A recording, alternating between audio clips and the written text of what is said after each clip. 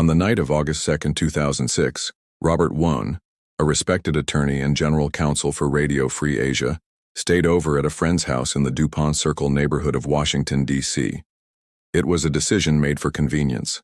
He worked late and wanted to avoid the long commute to his suburban home. He accepted an invitation to stay at the row house owned by his college friend Joseph Price. Price lived there with his partner Victor Zaborsky and their roommate Dylan Ward. All three men were well-educated, successful, and deeply involved in DC's LGBTQ community. Robert trusted them and felt comfortable in their home. At 11:49 p.m., Zaborsky called 911 reporting that Robert had been stabbed. Emergency responders arrived minutes later to find Robert lying in the guest room. He had been stabbed 3 times in the chest.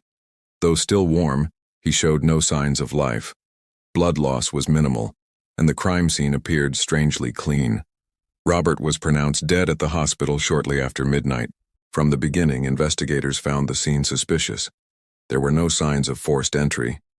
The men claimed an intruder broke in, stabbed Robert, and escaped unnoticed. Yet the door showed no tampering. Nothing was stolen, and Robert's body appeared to have been washed before police arrived. An autopsy revealed that Robert had not struggled. There were no defensive wounds. Toxicology was inconclusive, but a medical examiner noted signs suggesting possible incapacitation. Police suspected he may have been drugged and sexually assaulted, but evidence was limited. Forensic testing showed puncture marks in places that raised further suspicions, and semen was found on his body but not in his clothes. None of the 3 men had a clear explanation, and their stories were curiously consistent, almost rehearsed.